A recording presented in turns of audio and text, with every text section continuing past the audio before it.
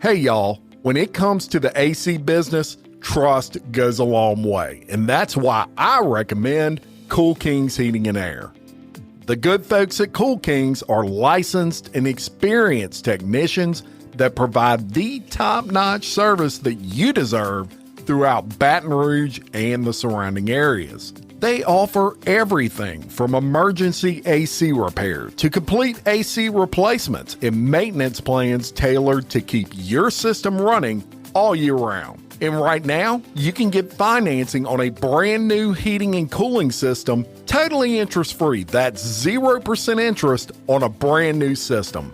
Give them a call at 225-681-2665 for more information, or visit them on the web at coolkingsheatingandair.com. Cool Kings Heating and Air is a verified partner of Local Leaders, the podcast.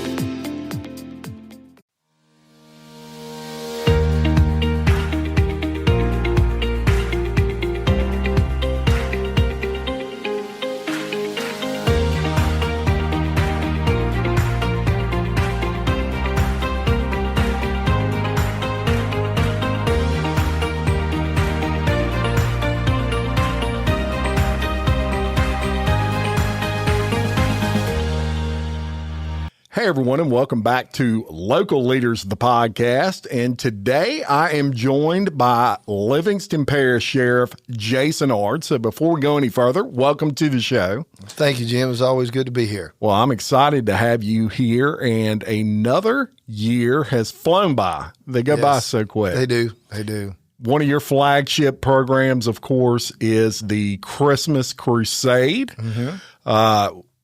How many years has this been? So we are in our 38th year. 38th year. 38 years. I'm not going to try to do the math, but I think it was like 86, 87. This program was actually started under Sheriff Odom Graves, Sheriff, which would later become Sheriff Willie Graves, but I think he was the chief deputy at the time. Yeah. They kind of came up with this idea of trying to help these underprivileged children in Livingston Parish and how they could give them the opportunity to have a Merry Christmas. And so that's where the program kind of was created, started up, and Sheriff Graves, allowed him to do it. Willie Graves kind of started. His wife Elaine was very instrumental in it, and here we are today, still doing it. And it was it's a great program. As always, you hate that you have to do those type programs, but unfortunately, it happens. You have people that go through tough times. Sure. And we are very blessed to be in a position to be able to bless and help people that need this. And look, on every Christmas morning, one of the greatest things is knowing that there are other children in our area that is having a Merry Christmas because of this program. But this program is only as good as the people that get behind it make it. That's right. And having these business owners and the citizens, the deputies that volunteer hours upon hours, my wife Erica, who jumps in and she spearheads the program. Yeah, very organized. She does all the shopping, ordering. It is a huge ordeal, and I don't know if you ever had an opportunity to see the setup, but it's like a miniature Walmart. Yeah. And this is something they've already started prepping, and they do a very good job of finding out like what is the hot item. I don't want this child to be playing with a wooden toy and be the only one in the neighborhood while all the other kids in the neighborhood has the hot item. And it changes every year. Every year. Hard to keep up with, I'm sure. Is. Well, when you have 400 deputies and they have, we're having new babies in the LPSO family, it seems like once a week. Yeah. And so many different ages, we're able to kind of keep up with what's hot, what's not, what's in this year, what does kids really want, what the little girls want. What's little boys want? Like what is that item that they are wanting under that Christmas tree? Yeah. And of course, this program really focuses on 0 to 12-year-olds. But we do have some partnerships to help with some teenagers through the Kiwanis Club, Dental Springs, and other organizations do reach out. We work really close with the school system because there's a lot of teenage kids too that won't get a Christmas or don't get anything. So we try to help them out as well if we're able, and we're able to make the right connections to make that happen. Yeah, and it's what I really like about the program, looking in from the outside, is the impact that the program makes, not only from the standpoint of the child receiving the toy, for example. The deputies makes an impact on the deputies.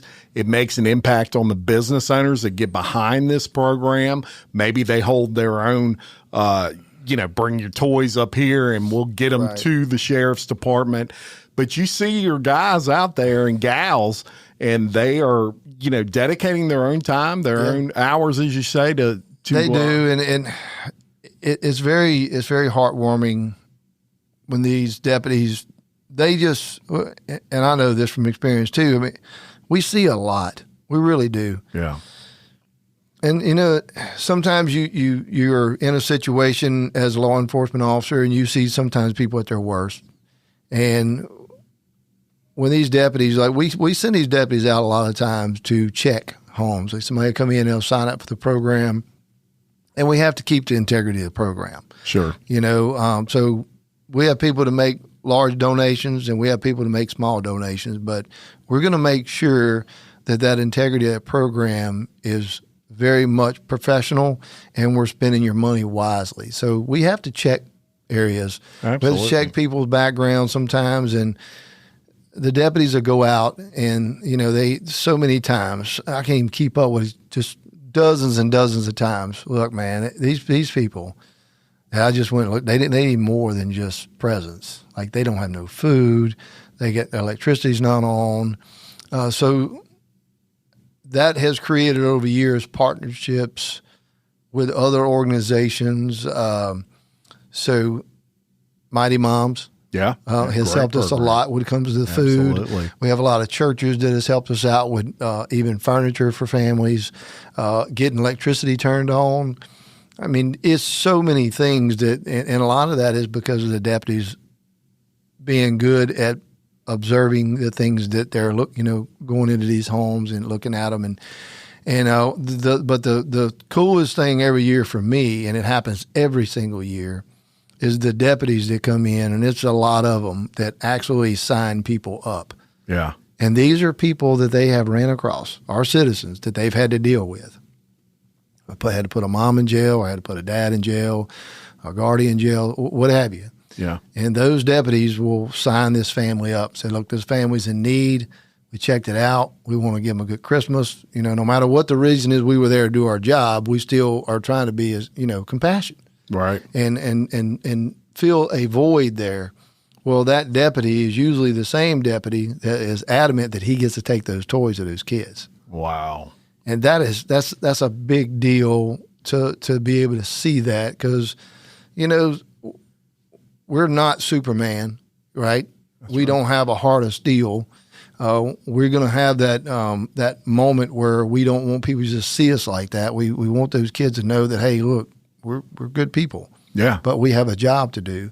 So to be able to flip that script in a child's eyes, I think is important to those deputies. I know it's important to them. So we see a lot of that. Yeah. And it just says a lot about the program and what goes on behind the scenes that a lot of people don't know about. And the deputies that you see at all three Walmart locations and Bass Pro, they're not being paid to be there. Right. They're volunteering their time. Yeah. They get off at 4 o'clock and they go to that Walmart and they sit there until dark or until we close. And so we have to have all hands on deck. They believe in this program. We have had deputies and divisions come together because they'll adopt a family. We don't. They'll just do it. Hey, they came in. I know we're taking care of toys, but we know they need clothes and they need this. We're going to do it ourselves. And those are, again, stories that no one hears about because they don't want you to hear about them. Yeah. They just want to make sure that they take care of that family. And again, all this is, I guess, is doable because of the people that has gotten behind this program and what we've built in 38 years, and to be able to bless those families. And look, it just makes it's a lot of work, but it's an exciting time of year for us. It really is. Look, personally, my favorite program in the parish, as far as, I always say nationally, my favorite charity, and I hate to say favorite because there's so many worthwhile, but the one that I really work hard to give to is St. Jude. Oh, yeah. And it's because I've toured that facility and I've seen for my own eyes these children. And I know where that money's going. And you feel, look, and if you've been to St. Jude, anybody that's listening has been to St. Jude, you feel that presence when you walk in the door. It's unbelievable. I get chills thinking about it. And your program is very similar. I see where that's going. And that's why I love to promote it every year. And look, investing in children, you'd be hard pressed to find anything more worthwhile than that. Now, Livingston Parish, we keep growing, Sheriff. Yeah. Every year, we are the fastest growing parish in the state of Louisiana this year. First of all, I want to tell you, and this is not what you came here for, but what an amazing job you've done leading the Sheriff's Department relative to keeping us safe. Mm-hmm. When you're the fastest growing parish, that's a hard thing to do. It is. Yeah. It is. It's a challenge. It's a constant challenge because, one of the biggest things that for me as a leader is making sure my deputies have all the tools they need to do their job. Yeah. And one of the things they ask for more than anything else is just more personnel. We need more help help doing that. And we're growing so fast that it's definitely some growing pains there. But we do, I feel like we do a really good job of trying to make sure that every single division we have is efficient, going back and rechecking those divisions to see if those divisions are still doing a really just cause, or do we need to, do away with that, open another one up, and then you watch your crimes to where, back in, I guess, probably 15 years ago, I've been the sheriff for 14 years. So when I took over, we were detectives. Yeah. And you had a narcotic division, and that's it. So you worked from a sex crime, a child molestation, could be a homicide, a robbery. You did it all. You were an investigator, no matter what it was. Now we actually have a sex crime division. That's all they do. Yeah. The ICAC group. We have a division that's financial crimes, and that's a big, big deal. I have two guys. We just added one just recently because financial crimes is just getting to be a really big ordeal because of the internet, technology, and it's you wouldn't believe the hundreds of thousands of dollars that we have been able to recover, and through a person that was just doing a transaction or wiring money, and it's captured by some of these people that are scamming people, and they'll capture that money and reroute that wire to somewhere else. And the crypto coins, look, if I could ever turn the crypto into money, I might could absolutely not have to collect taxes one year. Yeah. But it's just crypto money. Yeah. we didn't even know. I know that taxes is a sore subject, people. but we didn't even know, you have so much of that going on out there. We wasn't prepared for one of the, hey, we need to do something with this crypto money that we're seizing. What are you going to do with that? Yeah. So it's so many things that are going on. Narcotics. Y'all keep up with them. If you don't keep up with Livingston Parish Sheriff's Office, we have a fabulous social media team. Yeah. And we have an app, and we do, I think, a great job of trying to educate and keep you in the know of what's going on around the parish. Our narcotic guys, they specialize in putting these bad guys in jail, or these drug dealers, and they do excellent. We have made some really good cases. Last year, not only did we take over 150 individual doses of fentanyl, 150,000 doses of fentanyl off the street, individual doses. Wow. That person's in prison for pretty much life. Yeah. Him and the other guy, they got 99 years, who was one of the other big drug users. So, and whenever you talk about that, you talk about the fact of the abuse problem we have here in Livingston Parish, and where fentanyl was killing so many people. And we go back to 2022 or 2023, whenever we had 120 something people that died from a fentanyl overdose in Livingston Parish. And we beef up narcotics, start doing what we do, and you see those numbers drop to where you find the two main guys, you put them behind bars for life, and then your next thing you know, your stats 4 people overdosed. Unbelievable. It's just, we have those things that are happening. And I say it's behind the scenes because sometimes you know about it, sometimes you don't.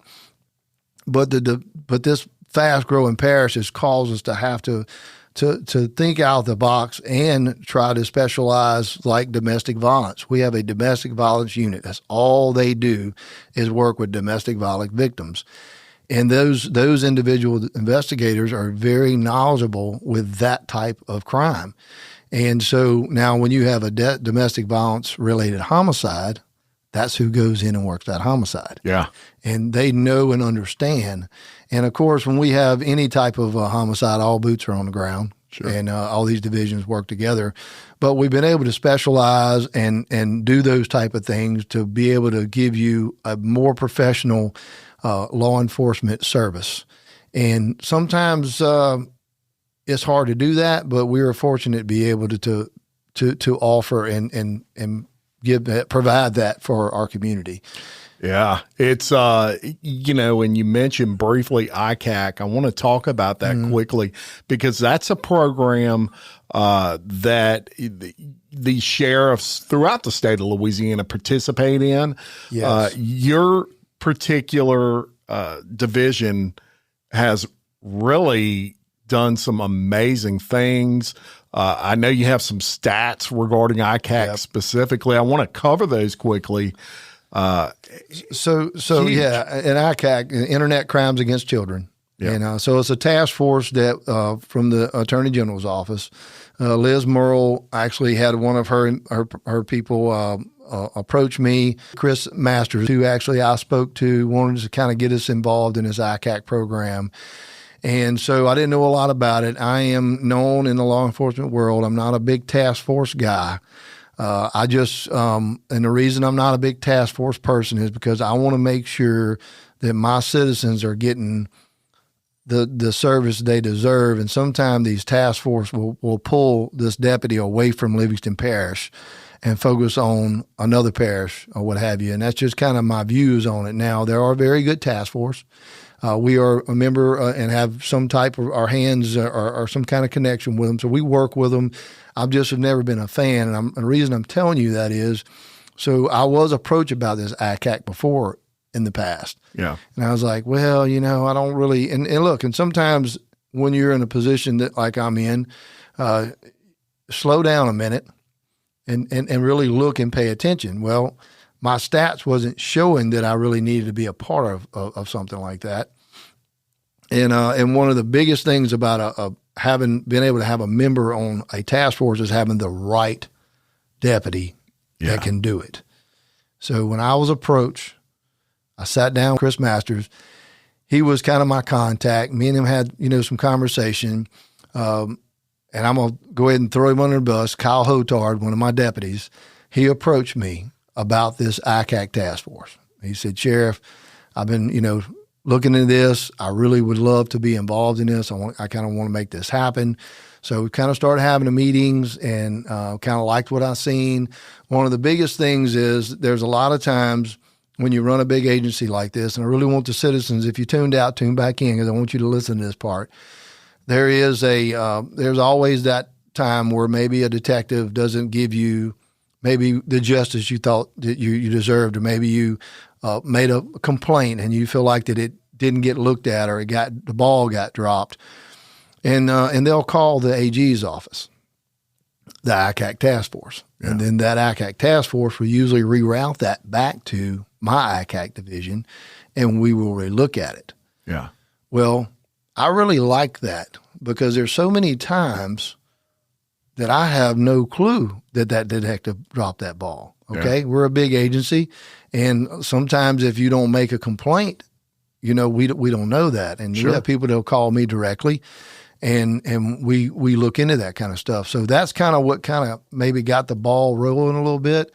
And then before I knew it, it was just exploding because these deputies that I had was trained. I had Kyle.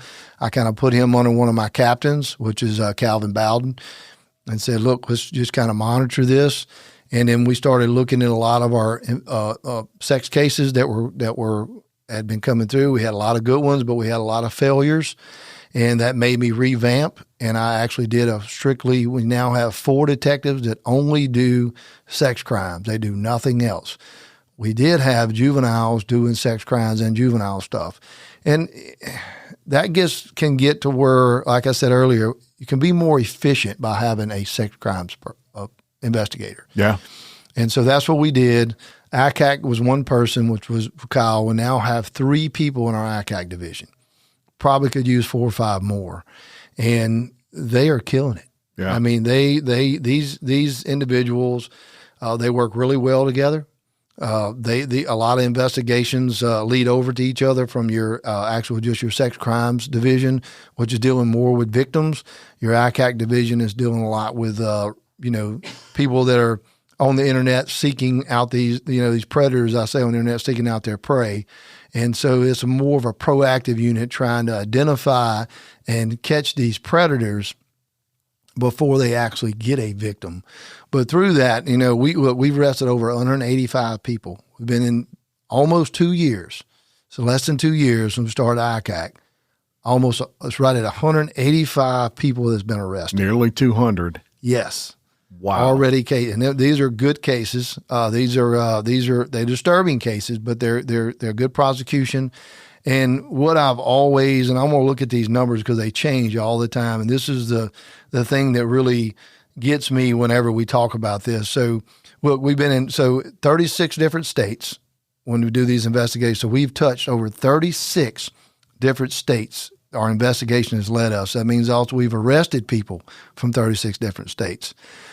13 plus countries. Countries.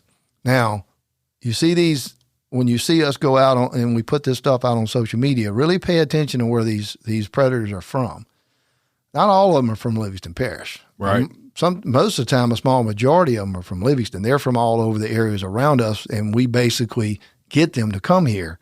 And we make that arrest. Yeah. They think that they're talking to a 13-year-old child or a 14-year-old child. In reality, they're talking to an undercover deputy. Yeah. And we have procedures to make sure we do it the right way and making a good investigation. But the number I wanted to share with you that is amazing to me, that this number is what makes me keep doing this, what makes me want to do more, is that we have identified 78 child victims that was unknown to law enforcement or their parents. So really think about that, Jim. Yeah. 78 children that has been victimized. The parents didn't know they were a victim, nor did law enforcement because it wasn't reported. Sure. But through these investigations with this unit, and look, we work really well with Liz Merle and her team and other agencies. When you're able to get a perpetrator off the street, and through that investigation, get him arrested, working the case, and then working these devices and stuff, and find out that he had some victims out there that we didn't know about. Yeah. And now you're bringing them justice, and they were usually quiet because they're scared. They thought they did wrong. Or whatever the case may be. But you're dealing with a young mind that's very vulnerable, and these sick individuals are seeking that. They're trying to figure that out, and I think the numbers are over 500,000 predators online 24/7 at any given time. And what they're doing is they're going after your children while they're playing on these gaming, any type of social media platform that has a chat room. That's dangerous. Yeah. And go back to the incident we had with the 18 or 19-year-old man that we arrested in Denham Springs that was seeking out 11-year-olds through Snapchat, and he was able to find their location because they had their location on the phone. They didn't really know any better. And that's how he manipulated them into giving him videos and photos, and then he would threaten them and then later on rape them. These individuals are real and they're out there. And the parents and your guardians, grandparents, if we don't educate ourselves and really pay attention to what our kids are doing in these social media, with the social media, just the devices that are in their hand, that cell phone, that is just a straight line to that. And look, we're busy. We have busy lifestyles. There's no reason for a child that's 7 years old or 6-year-old to have a phone. Amen. It just, I'm telling you, and I know that we're busy, and hey, I just want them just to call me. Those kids are very intelligent. They're going to learn that system. If they don't learn it because they have one in their hand, the kid sitting next to them will teach them what they need. Because look, all of us, Jim, Jason here, we learn from our buddies and they learn from us. That's right. And now you have a device that can connect to anywhere in the world. They can find out any information they want.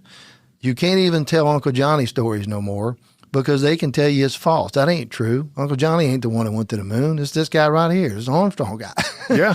It's right here. I looked it up. And so you can't even really joke with your kids anymore like we were. I mean, I don't know about you, but my uncles used to make me believe all kind of stuff. Same. Yeah. But we didn't have something to go look it up.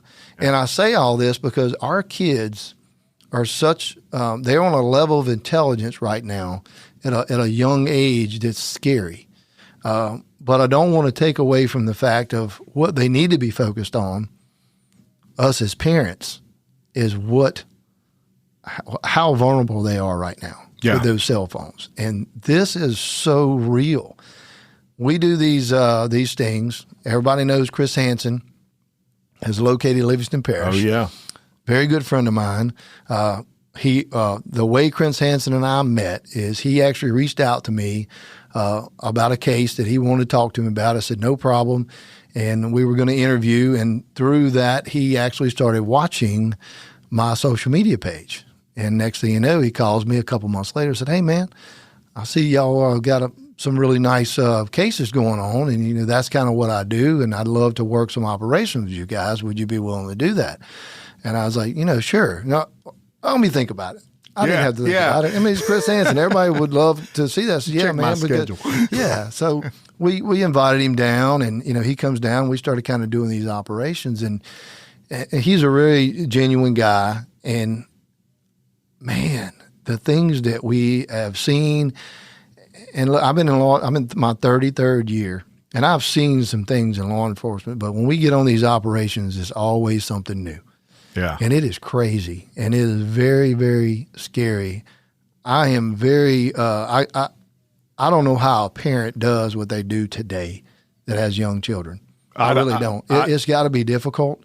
Has to be. My kids, they were raised in the era where cell phones was kind of coming up. And I remember my son, he didn't get a cell phone. He was 12 years old. And my daughter was right behind him, and she knew exactly how old my son was when he got his, and she expected to get hers at the same time or maybe a little earlier. But I just knew those cell phones were not good, but not at the educational level I have today. And again, the gaming, all these kids that are gaming and just these social media chat platforms, God, they're so scary. So many ways to reach them. And it is. I do want to say you nailed it when you said, these kids are a lot smarter than you think. Mm-hmm. And I'll give you an example just this week. A case broke in Louisiana where a 13-year-old male was making deep fake images of a 13-year-old female. Now, that's child pornography. Yeah. There's laws against that. And this has created a firestorm in that area. But I have no idea how to make that. This 13-year-old kid, it was probably no problem for him to do that. And these deep fake images look real. They look exactly like as if that person was taking a picture. And so that's how smart these kids are today. And predators is exactly the perfect name for what those people are that seek them out. Yeah. Amazing job. And one thing I really like about what your office has done with that ICAC program is you turned it into proactive rather than reactive policing.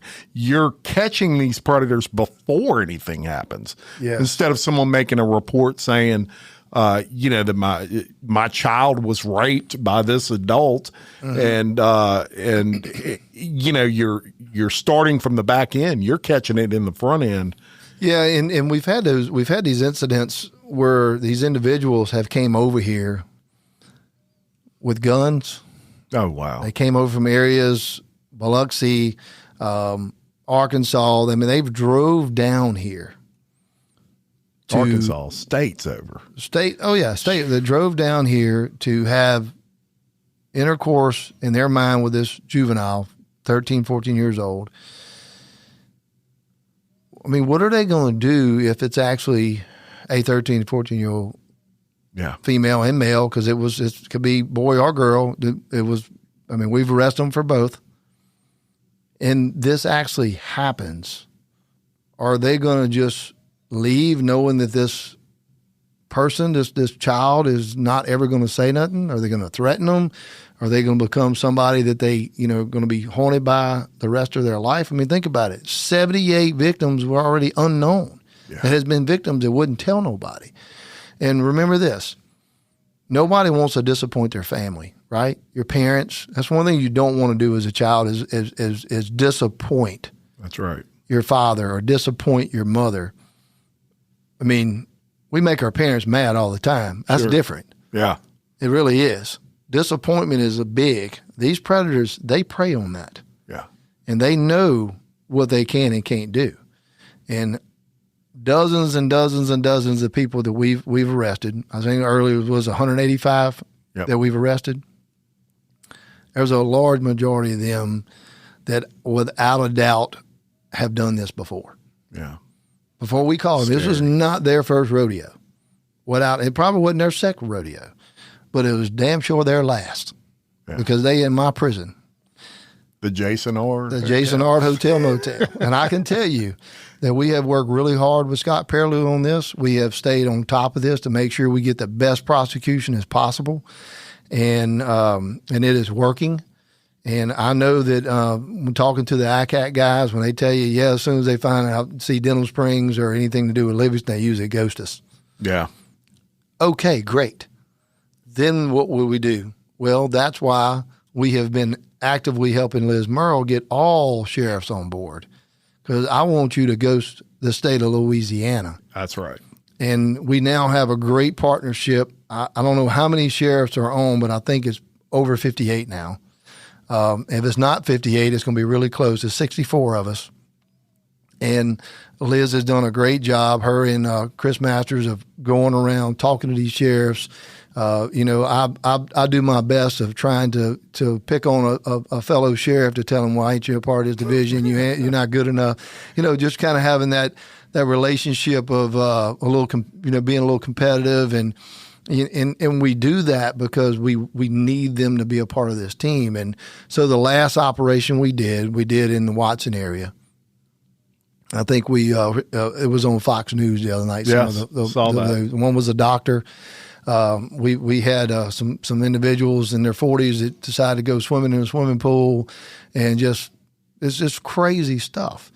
And I actually when I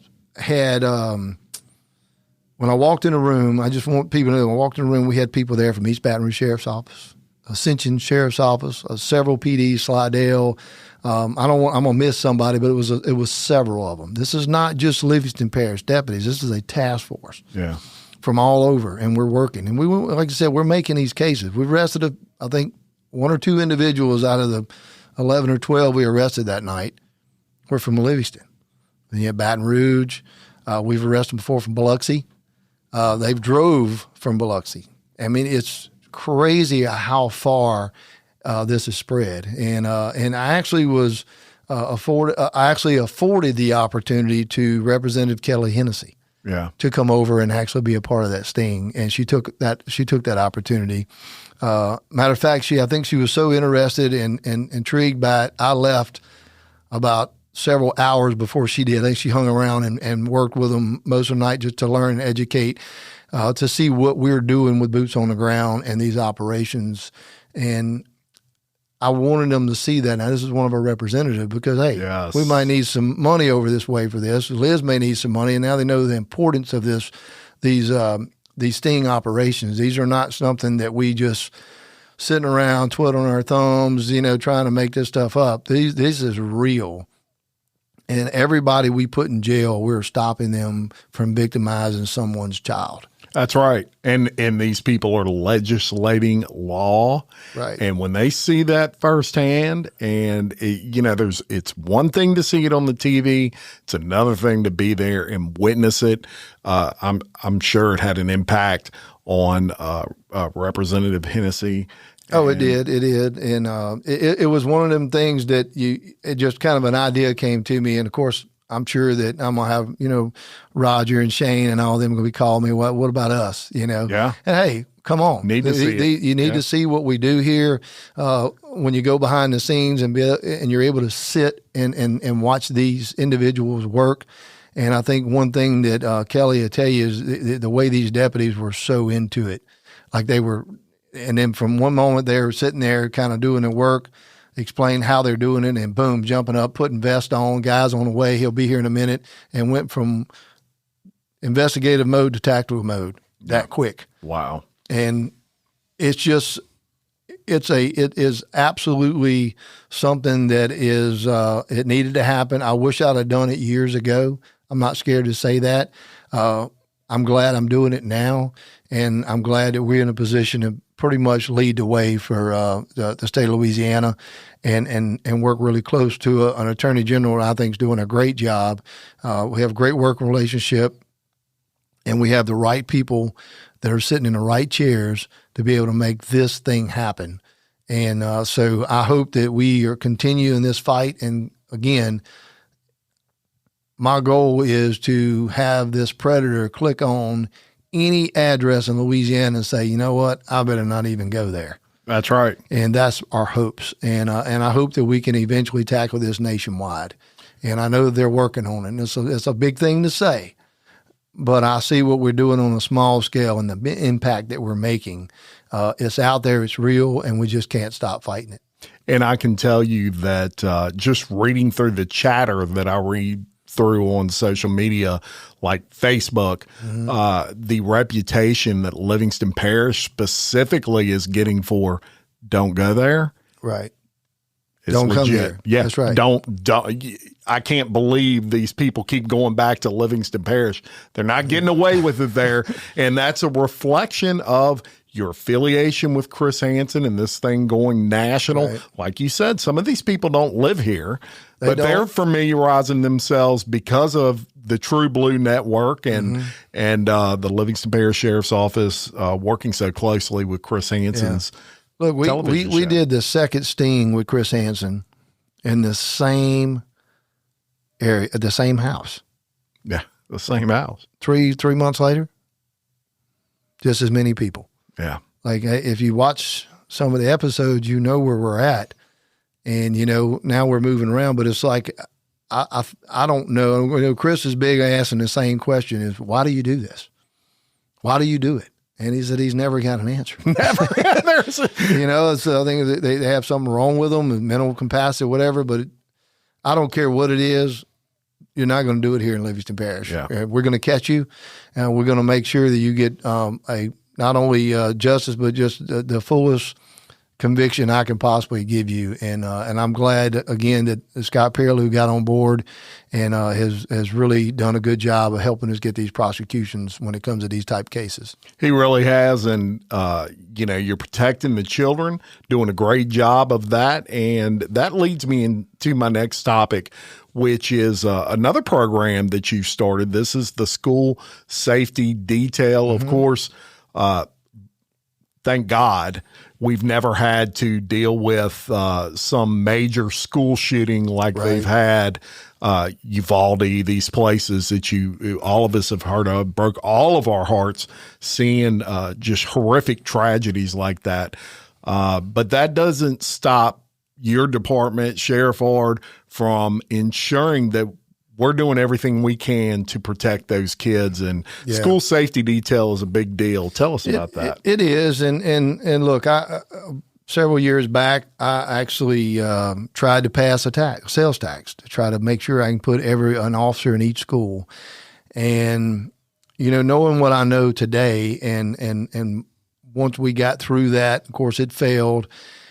And I'm glad it did, because I don't know, even today, it's really tough to get that. We have 52 sites, 49 with kids. Wow. So it'd have been really challenging to try to hire that many people to do that. Now, I'm not saying that I wouldn't, if it did pass, I would have absolutely did my best to try to do that. But at the end of the day, that's almost impossible. Yeah. Right. But I always wanted this. And the very first thing I did in 2012 was put the very first school resource officer in the Livingston Parish School outside of Denham Springs. Yeah. Okay. And that was Aaron Bond. He actually was working with East Baton Rouge Sheriff's Office. I got in negotiation with him as I was running. I said, I want you to come over here. I want to start a school resource officer. We put him in Watson, kind of the rural area, heavily populated. That's where we kind of started. And I wanted that not only because he had a gun on his hip to protect our kids, but be mentors. Can they have a kind of a role, right? Build trust in these children, and to know that they can come to us if they have a problem. So it was so many objectives there to try to reach. Well, we now have close to right at 13 school resource officers. Yeah. And so just trying to think of how we could do a better job of securing our securing our schools. How can we make this happen? The superintendent at the time was Murphy. He was actually who the superintendent was. Yeah. I went to him and we had a conversation, and we just basically said, look, let's do this. Let's do a 60-40 split. Let's just dedicate a certain amount of money to school safety, and we'll start getting these deputies to go off duty and sit at some of these schools. Let's just see where it goes. So we dedicated, I think it was, I'll go ahead and say, I think it was like close to $3 million, okay? Because we did a math, like we have 52 sites, 49 with kids. We have ball games all the time. We have all this stuff going. So we did a kind of a math of what it would cost us, and the math came up to be around $3 million. So I said, okay, well, I'll dedicate a portion of that. You dedicate a portion, and that's what that's used for. Okay. Well, we have a lot of deputies on the ground, but it's sometimes hard to have 49. Sure. Right. Yeah. So, but what that did was allow us to build that program. And I don't want to use numbers. It's a high number of deputies that are in the schools, because I don't want people to try to figure that. It's just a safety thing with me. Sure. But these deputies are at this school. We put in over 30,000 hours, boots on the ground hours at these schools. Wow. Since we started. And this is 24, 25. When you pass a school and you see a unit, they sitting there and they kind of watching the parking lot. They do get out of the unit. They do walk to schools. There's things that they do. The biggest thing for me is to have somebody that's paying attention to what's going on at that school. Yeah. There's somebody walking up on this campus looking suspicious with a hoodie on. Most of them will drive up. If you look at all the school shootings, they drive up and get out of a car, or they come from walking down the road with an AR-15 in their hand. So we're looking for that person trying to get into that school. Most of the time you have a school resource officer that's inside the school, right? That's all day long. They rotate in these schools. They're always, you don't know what school they're going to be in, but they're in these schools all day long. This security guy is watching our schools too. He has contact with people inside. He's just kind of watching over them. Yeah. Okay. I've had people say, well, why don't they write tickets? Well, tickets are important, and trying to keep the roads safe, and that's important. But if I were going to take over the school, the first thing I would do is have you, Jim, make that deputy pull you over and write you a ticket. Yeah. So I can get in that school and I'll take care of every one of them kids while you have him down there distracted.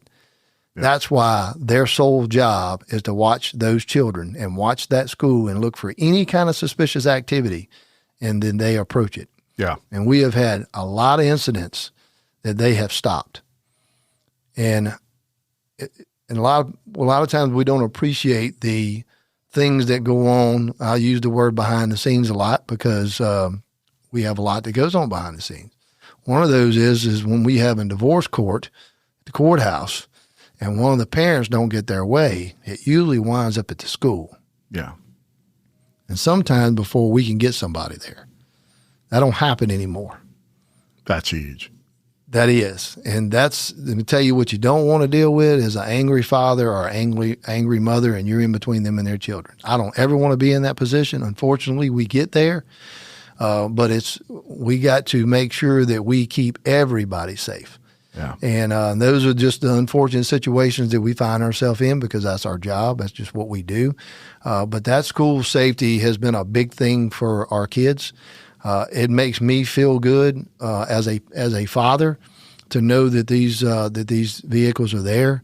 I didn't have that when my daughters and my son was in school, but they did have the school resource officer program. Yeah. And I can tell you that this man right here drove by that school several times and we had a shooting somewheres just to put my eyes on one of my child's vehicles. I have to see them. I just need to see their vehicle. Yeah. Seen a deputy in a parking lot or, mine went to Walker. So just to know the Walker officer was there made me feel better as a parent. Sure. I experienced that. So this is just trying to do our part. We also have been able to use these security guys to move them. Sometimes we have these ball games. I know last year, or was the year before last, kind of had a bunch of problems at one of the schools where there was a lot of fights. And we may have some some of these football games or even basketball games, we get these rivals where they get a little bit out the box, some threats go down, they, do go a little bit overboard with some of their pranks. And to be able to pull these guys in is big. Yeah. It's big to show that presence. And look, I don't want us to do anything on Friday night but enjoy Friday night football, right? Yeah. When I go to a basketball game, I want to enjoy a basketball game. I don't want to have to deal with a bunch of kids fighting, and then next thing you know, you hear gunshots, and then that's not what it's about.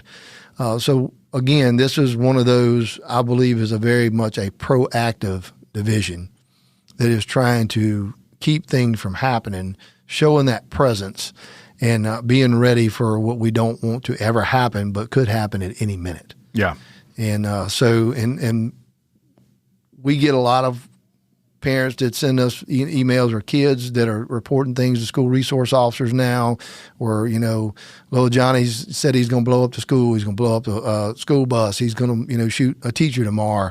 We get those pretty regular and we take them serious. And if a law's broke, they get charged. I have a zero tolerance for that. Yeah. And that's big to be able to do that, but we have to. And those security guys know, hey, last night we found that apparently a kid was supposed to show up at Albany Middle and do some damage, so we're going to have a deputy on that school. Yeah. Although we've solved it and realized that it may be a comment that was made with nothing, to support it other than a kid just making a stupid mistake. They do that sometimes. There's no really merit to it, but then again, there's the ones that are. Right. And so we have a really good communication thing going on. This is carried over with Jody Purvis, who's now our superintendent, who does, I think, a wonderful job. Phenomenal job. He does. Jody's he's very good at making sure that he is very transparent with all the parents. And I get a lot of his text messages and that he's sending out, so he keeping everybody informed. And what we don't want to happen is these children not enjoying getting an education and being disturbed, and every time we turn around, we have to shut the school down because if a kid put a rumor out. Yeah. And look, it's sometimes going to be difficult to differentiate. What's a rumor, what's not a rumor. But this division has absolutely proved himself. They did a great job. There's a lot of guys we have some retirees from the Baton Rouge City Police Department, friends of mine that we've brought on that are very capable. I have some retired deputies that are very capable. They still have to do their training. They have to be post-certified and have to have their police officer standard training up to par. And of course, we provide that training. So these are not just, some retired guy with his feet propped up. These are legitimate law enforcement certified deputies, and you can't work that school unless you have that certification. 100%. And so I'm very proud of it. I'm so glad that we had the partnership with the school, so it's affordable to both of us. Yeah. And because these are the things that we can't afford not to do. Yeah. You know, any parent out there, like me or love me, hate me or whatever, you want to see that blue and white or any mark unit sitting in front of that school if your kid goes there. 100% agree with that. You want that. And it's proactive. It's very proactive. And again, I don't have them in every classroom where we would feel even safer, right? Yeah. Yeah. But we do the best that we can do with what we have. And we're doing a lot more than other people are able to do. Not that they don't want to do it, but we have been afforded the opportunity to do this. And so the plan is working. I'm a very open door type sheriff. I like my deputies to bring me information or ideas that they think, hey, we can make this more efficient. We can do this better. And we look at it and, hey, maybe we can. Maybe do this or do that. So that kind of helps be more, I guess, real well-rounded in what we do every day to be able to, again, keep not only our citizens safe, keep our kids safe, put the criminals where they need to be, behind bars. We also program them in. You touched on earlier, we're not going to really talk about, but there are criminals too that sometimes if you give them the opportunity, they're not a criminal anymore. Right. And those are the kind of things that we try to work on at the sheriff's office. And my mission's always been simple. I just want to make sure that we serve and protect the people of Livingston Parish and make sure that when you go to bed at night that you sleep sound and you don't have to worry about your kids riding a bike down the street, a drug deal going on in your front yard, that kind of stuff. And I know we're not 100% perfect, but I think we do a really good job of making sure the community in Livingston Parish is a safe place with the fastest growing parish here in the state of Louisiana, that we've been able to maintain that safetiness for you as a parent. Because I can tell you, I'm going to speak for all the husbands that live here in Livingston Parish. When your wife says she's going to run down to Juban Crossing and go shopping, you don't even bat your eye. But when she says she's going to cross a bridge, you probably tell her to grab her gun. Nailed it. Yeah. So I don't need to say any more about that. And I'm not talking bad about across the river because Sid Gosher is probably one of my closest sheriffs. Great guy. And they do that. They're so much bigger than us. They have a huge city. They have bigger issues, and that, look, we arrest a lot of people over in the Juban Road area. We have a lot of shoplifting issues, and it's not perfect over there.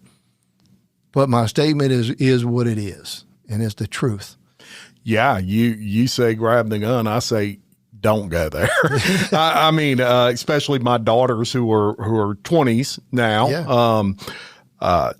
If they even mention going to certain aspects of Baton Rouge, even the mall area, which used to be a pretty safe place, now, no, you can go to Juban right there and do your shopping. And look, and some of it's a perception. I mean, that's just how we know that. I mean, there's areas in Baton Rouge that's very safe. Sure.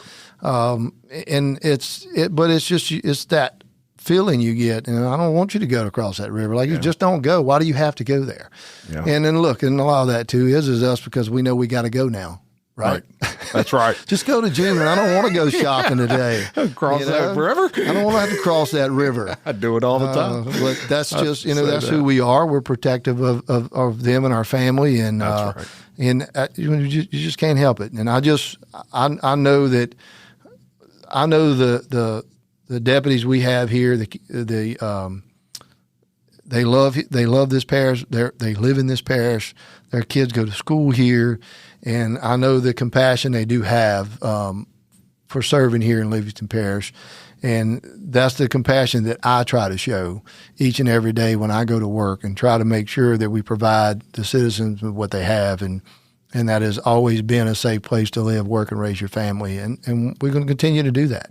Yes. That's what we're going to do. I agree. And before we get out of here, I would be very remiss if I did not mention, you've said behind the scenes a few times and, trying to give you a hint, man. You have an amazing, podcast. Look, folks, I can't think of many podcasts out there where you really get a human side. You get a look at the human side of what goes on in a large department like you get with Behind the Scenes, which is a podcast hosted by you where you feature not only cases that you have covered and closed with the Livingston Parish Sheriff's Office, but also the people that are working them. Some of the programs we've talked about today are on that, such as ICAC. You have several episodes with ICAC on Behind the Scenes. And if you've noticed, the sheriff's been very sharp today when we've done this podcast. And that's because he has really worked himself into being a heck of a podcaster, quite frankly. Maybe some hidden talent there that has come out in you. That I didn't know I had, I guess. But, Lori and I, Lori Steele, who's my public information officer, and I'm saying this in front of her because she's hiding in the corner of the room over here. But her and I spoke about this, and we were able to get the equipment, and we were able to kind of set up a room in our training facility. And I was a little reserved about it, which I am about a lot of things. And in my, commitment issue, you're trying to do that, but trying to be transparent with your people and trying to really show them and introduce what the sheriff's office is all about, and we kind of came up with this behind the scenes with Sheriff Jason Ard. I didn't want it to be about me. I wanted it to be about what we do and our mission and what we accomplish each and every day, and be very educational and really take you behind the scenes. And the way to do that is to pull these deputies with so many multiple personalities into a podcast room, sweating because they don't know what they're going to get into, and then watching them kind of relax a little bit and have a general conversation about a case they worked. And all I'm trying to do is tell you about this, but let them tell their stories, and you are seeing the category of person you have is sitting there. Yeah. I mean, you have them that's came on the show that's been here 10 years, some maybe a little less. Today we had some 28, 30 years. I mean, we've had some veterans working these cases that are truly amazing cases that when they get on the scene, they turn into a different person and they get it done. And I mean, we're working on a homicide that we worked on today. Yeah. And I mean, you were there, and Jim gets to come in and listen to all this. I picked on you today because I know when we're doing good because Jim taps his foot. Yeah, I do. And so I observe. I'm very good at that too. I observe things. So, but as we're going, you see how fast that case unfolded. Yeah. And within hours, we have a bad guy in handcuffs on a homicide, and we're working with crime, State Police Crime Lab, trying to, make sure we do the process of scene. We have 2 scenes. We have multiple people that possibly witnesses. It's a lot going on, but trying to put all that together, tell our story, and make it, like I said, interesting. Very interesting. But my thing is, I really want to show the talent of the deputies that are sitting there, and we even point out things that we've maybe done wrong, or a mistake that was made, but also, this is how it came about, and that's the big thing about this podcast, of making sure that we do take you behind the scenes and tell you the things that we want you to know. And we don't really hold back. No. I mean, we try to say everything that we can, and because that's what actually goes on. There's a lot of things that you don't know. And you shouldn't know without listening to this podcast of how these cases unfold. That's right. It's an accurate depiction of what it's like to be, investigating that case, working that case. And I'll tell you this, one of the most amazing series you have done yet was the one that just wrapped with Corporal Sean Kelly. This was a way to learn about who this hero, this man that gave his life in law enforcement, literally, who this man was. You hear from his daughter. You hear from those that worked with him. And what a personality he was. I was fortunate to know him personally, and just a force of nature with his personality. It's interesting to hear his friends talk about him, and see that contrast between that and his daughter, who truly amazing young lady. And, and I've been very fortunate and had the honor of speaking at some little small events for Corporal Kelly. And I was very upfront in the very beginning. I didn't really know Sean that well. I knew of him. I've shook his hand before. We served the same community, but I didn't really know him. And through this podcast, I got to know him. Yes. And listening to the stories from his friends and his coworkers, and it's like I knew him. Yeah. And he was such a great guy, and always wanting to be the first one to step up and train people, and loved to joke behind the scenes and play pranks on his neighbor, which was another Dillon Springs officer, Scooby. He just learning their relationships and learning. Sean's, he's just like we are. He was a father, he was a husband, and he was one heck of a law enforcement officer. And he was a great friend and loved serving his community. And so that whole episode gave me the opportunity to kind of meet them. And actually at the end, it was like, you know what? I now know who Corporal Sean Kelly was. That's right. And because of that podcast, now so many people who didn't will and do.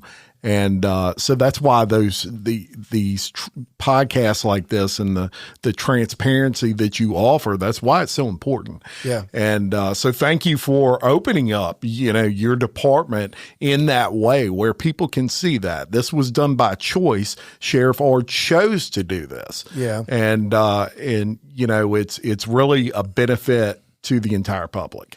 Well, I appreciate it. And again, we have some very interesting cases that have went on in Livingston Parish. Yeah.